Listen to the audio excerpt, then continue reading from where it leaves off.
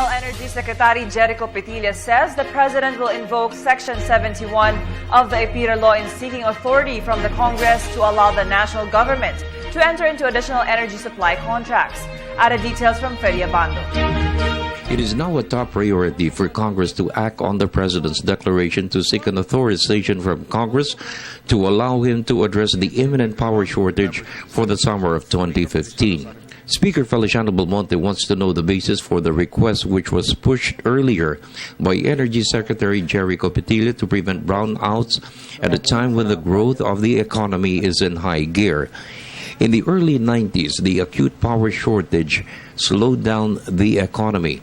Petilla projected an additional 300 megawatts is needed to prevent a crisis. To date, voluntary commitments from the interruptible load program of the private sector is the key that has been working so far. What we're asking is, PISAM, pwede ba mangontrata ka? Sabi naman ng iba, mangontrata ka na lang, bakit pa nanggugulo ka? Because we have a law, and the law says, ang gobyerno bawal magkontrata ng additional capacity. And for him to be able, for PISAM to be able to do contracting, or the government for that matter, kailangan ng permiso ng Presidente, Kongreso, at saka ng Senado. Petilla said the President will invoke Section 71 of the EPIRA law. This is the specific provision of the law and the basis for the President's action to authorize him to deal with a possible emergency. Section 71 states that the President, upon a determination of shortage of supply of electricity, may ask Congress for authority to be given to him to provide additional generating capacity for the country. Petilla is mandated to contract the supply shortfall soon, but then Congress is pressed for time to approve it by the end of September.